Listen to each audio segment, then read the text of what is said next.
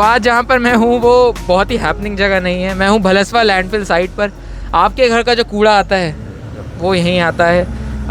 Mask मैंने लगाया हुआ है, रुमाल मैंने लगाया हुआ है, लेकिन मेरे साथ जो भैया लोग हैं उन लोगों ने नहीं लगाया हुआ।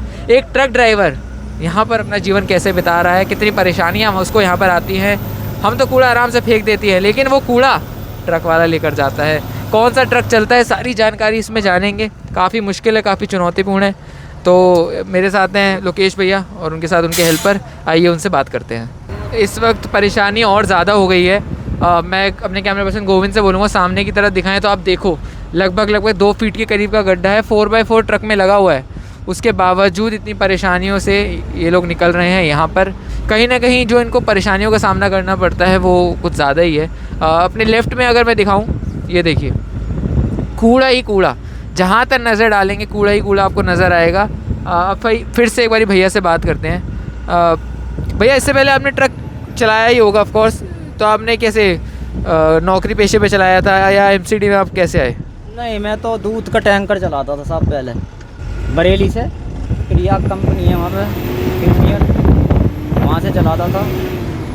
फिर अब घर की स्थिति ऐसी हो गई कि जो है बच्चे छोटे मोटे हैं, तो उसकी वजह से लंबे दूर से जो दिक्कत हो जाती है, आए लौट पाए कोई दिक्कत है, परेशानी है, तो इसलिए लोकल में ही करना चालू कर दिया। अंकल जी, आप एक हेल्पर के तौर पे बताओ, भैया तो अपनी परेशानी बताएंगे, आपको क्या परेशानी आती है? नहीं, कोई परेशानी नहीं है वैसे तो, जो है काफ़ी दिन से कर रहे हैं हम तो इस कंपनी में काम। तो आपको ऐसा कोई परेशानी ना? सैलरी आपकी सही आ रही है, कोई दिक्कत नहीं? हमारी जो कंपनी है वो एकदम टाइम पे सैलरी आती है हमारी। बहुत कंपनी है जिन्हों की लेट भी हो जाती है, लेकिन हमारी कंपनी की टाइम पे आ जाती है। त्योहार हो तो टाइम से पहले भी दे देती है। अच्छा, आप लोग बुरा मत मानना मेरी बात का, लेकिन जब आप गांव वगैरह में जाते हो तो आप जब बताते हो कि आप ट्रक चलाते हो तो चलो समझ आता है, लेकिन जब आप बोलते हो कि मैं कूड़े वाला ट्रक चलाता हूँ तो कुछ कहते हैं गाँव में लोग, या क्या कहते हैं? काम होता। अब जब गाड़ी है, गाड़ी कूड़े में भी चलेंगी, वैसे भी चलती हैं, हमें तो डिलीवरी करनी है। बात तो जायज़ ये है कि अगर घर का कूड़ा ना उठे, यहाँ से ये कूड़ा ना लेके जाएं, तो आपका जो घर है इतनी बदबू होगी जिसकी कोई हद नहीं। ये और भी पुण्य का काम है कि जो वातावरण को शुद्ध करना अपना यही काम बिल्कुल सही है। और इसमें टाइम से अपने बीवी बच्चों में भी पहुंच जाते हैं लोकल में। घर बाहर तो बाहर का ही सिस्टम है साहब, निकल गए तो महीना भर के ताई गायब हो गए। यहाँ ये रोज़ अपने बीवी बच्चों में पहुंच जाते हैं। तो अंकल जी, आप कितने टाइम से यहाँ पर हो? मेरे को हो गया कम से कम 16-17 साल। आपको आता है ट्रक चलाना? आता था लेकिन चलाता नहीं हूँ। आता है वैसे? थोड़ा कभी चलाया है? चलाया तो है, लेकिन गाड़ी भी ऑटो ये वो तो चलाया है, लेकिन चला लाइसेंस बनाओ भी वो होगा, रिन्यू ख़त्म होगी उसकी डेट। अच्छा, ये ट्रक है कौन सा भैया? आरसी बोलते हैं इसको, कंपैक्टर।